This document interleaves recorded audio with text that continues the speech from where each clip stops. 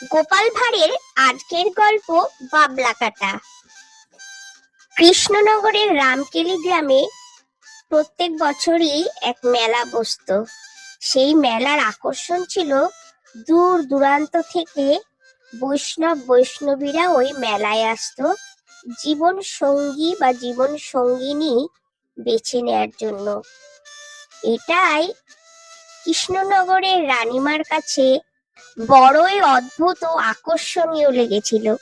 সে পরিচারিকাদের মুখ থেকে শুনে বায়না ধরলো সেই মেলায় ওই বিবাহ দেখতে যাবে। এই শুনে রাজামশাই মহা চিন্তায় পড়ে গেলেন।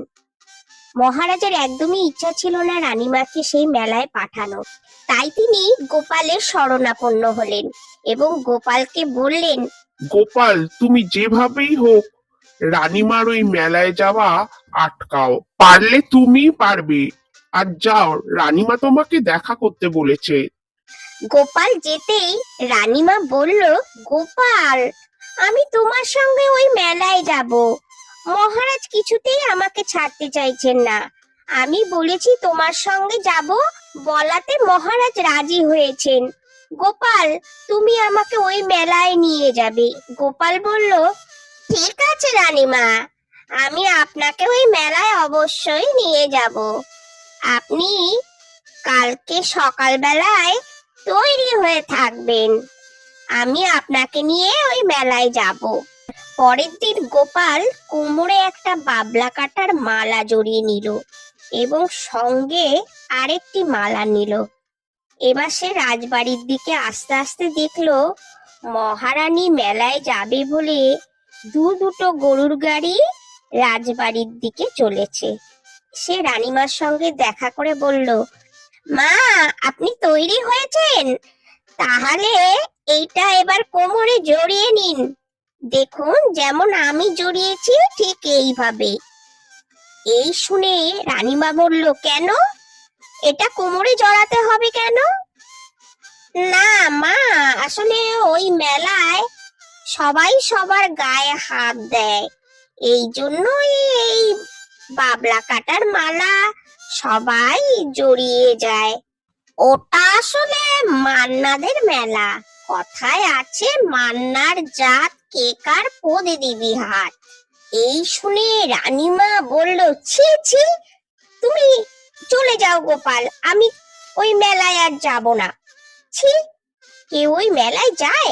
গোপাল এসে মহা আনন্দে বলল, মহারাজ, মহারানী আর যাবেন না ওই মেলায়। এই শুনে মহারাজ তো দারুণ খুশি। সে গোপালকে নিজের গলা থেকে মহা মূল্যবান একটি মতির মালা খুলে দিল উপহার হিসেবে।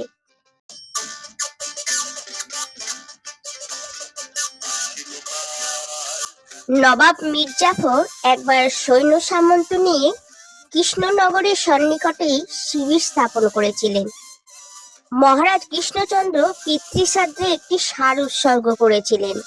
ষাঁড়টি ঘুরতে ঘুরতে নবাবের শিবিরের কাছে যেতেই তিনি লোক দিয়ে সেই ষাঁড়টিকে আটক করেন তার গোশত খাওয়ার জন্য। রাজা কৃষ্ণচন্দ্র যথাসময়ে লোক মারফত এই দুঃসংবাদ পেলেন। পিতৃশ্রাদ্ধের জন্য উৎসর্গকৃত ষাঁড়টা নবাব আটক করেছেন এবং কালোটাকে কেটে খাবেন। এতে যে তার পিতা স্বর্গে গিয়েও সুখ পাবেন না। কেটে খাবে, কিন্তু উপায় বা কি? নবাব মির্জাফর ভীষণ একরোখা। একবার যখন তার লোলুপ দৃষ্টি ওই বাচ্চা ষাঁড়টার উপর পড়েছে, তখন আর ষাঁড়টা ছাড়িয়ে আনার কোনো উপায় নেই। অনুরোধ করেও কোনো কাজ হবে না। নবাব মির্জাফর ভারী একরোখা লোক। এই কথা ভাবতে ভাবতে মহারাজ কৃষ্ণচন্দ্র হতাশগ্রস্ত বিষণ্ণ মুখে রাজসভায় বসে রইলেন। অন্য সভাসদেরাও মহারাজের এই অবস্থা দেখে কোনো কথা বলার সাহস পেলেন না। এমন সময় রাজসভায় গোপাল প্রবেশ করলো। মহারাজকে চিন্তিত হতে দেখে গোপাল বলে উঠল, মহারাজ, আপনি এরকম চিন্তিত মুখে কেন বসে আছেন মহারাজ? মহারাজের কাছ থেকে কোনো উত্তর না পেয়ে গোপাল আবার বলল, মহারাজ, আপনাকে এরকম চিন্তিত অবস্থায় দেখলে আমার খুব খারাপ লাগে মহারাজ। আপনি বলুন, আপনার কি হয়েছে মহারাজ? মহারাজ কৃষ্ণচন্দ্রের অগাধ আস্থা ছিল গোপালের উপর, তাই তিনি সমস্ত কথা গোপালকে খুলে বললেন এবং তার মনের দুঃখের কথাও জানালেন। গোপাল তখন বলল, ও, এই ব্যাপার! মহারাজ, আপনি কোনো চিন্তা করবেন না, ওটা আপনি আমার ওপরই ছেড়ে দিন। আপনি নিশ্চিন্ত হয়ে থাকুন। আপনার উৎসর্গকৃত ষাঁড়টিকে আমি খুব শীঘ্রই উদ্ধার করে আনবো নবাবের কাছ থেকে। গোপাল ভাঁড় নবাবের শিবিরের কাছে গিয়ে দেখতে লাগলো। নবাবের উজিরকে দেখতে পেয়ে সামনে এসে অভিবাদন করলো। নবাব জিজ্ঞেস করলেন, उजीर, ये मोटू कौन है? उजीर बोल, हुजूर, ये बहुत दिलचस्प आदमी है।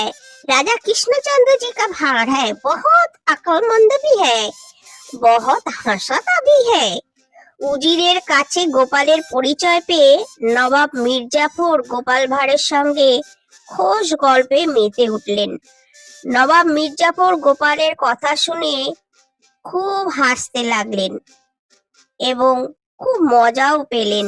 গোপাল এই সুযোগে বাঁধা ষাঁড়টিকে দেখে নবাবকে জিজ্ঞেস করলো, হুজুর, এ বয়েল আপকো কাহা মিলা হ্যায়?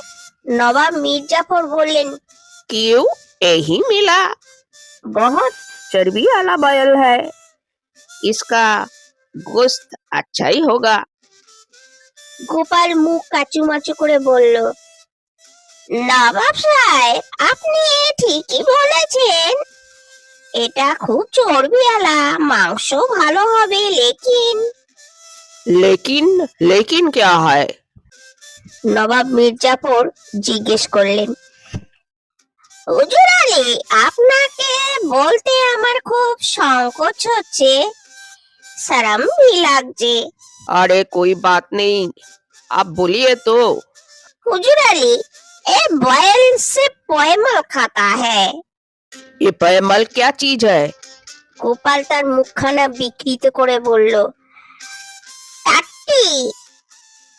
इसके लिए टट्टी खोजना बहुत मुश्किल होता है हुजूर।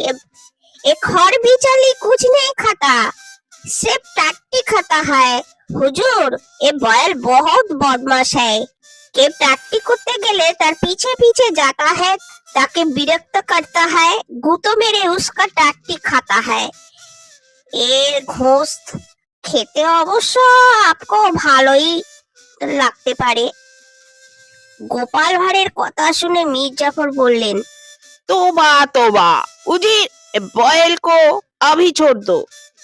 নবাবের কথা অনুযায়ী উজির গিয়ে ষাঁড়টিকে ছেড়ে দিল। গোপাল মনের আনন্দে রাজবাড়ির দিকে চলল। রাজবাড়িতে এসে মহারাজকে সমস্ত কথা খুলে বলল।